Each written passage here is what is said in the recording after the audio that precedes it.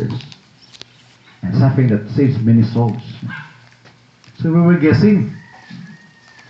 So, and Monsignor Quintana of Cebu said, we were thinking about Lucia, thinking of others say JACINTA, and then finally Monsignor Quintana said Francesco,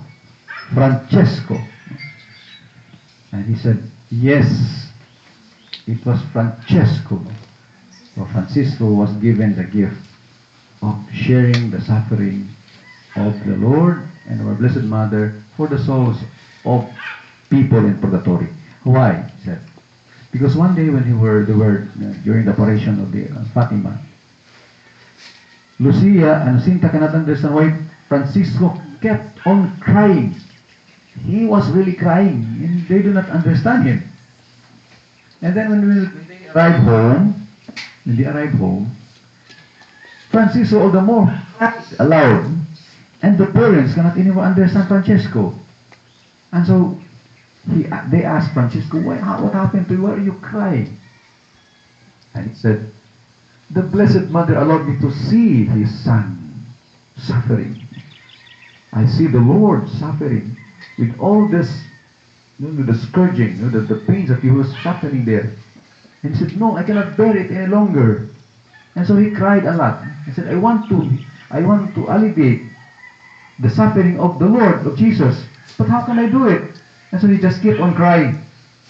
And then what he did was make a kind of rope inside himself, tighten it, ask Lucia and Jacinta to do it, do the same. And what happened is, our Blessed Mother asked them, no, do not tighten it much, it will destroy, it will harm you. So they loosen it a little bit. But then Francisco was trying to suffer to alleviate the pain of Jesus. And then he was also allowed to see, so many souls suffering. And so he said, with this, I can save souls. With my suffering, I can save many, many souls. And even Padre Pio, no? So his suffering was really suffering 10,000 more or less a day, no? of souls, no? Going to heaven because of the pains of Padre Pio. No? Very similar. And so we are, and the Lord is asking us, no? If you want to follow me, take up your cross. No?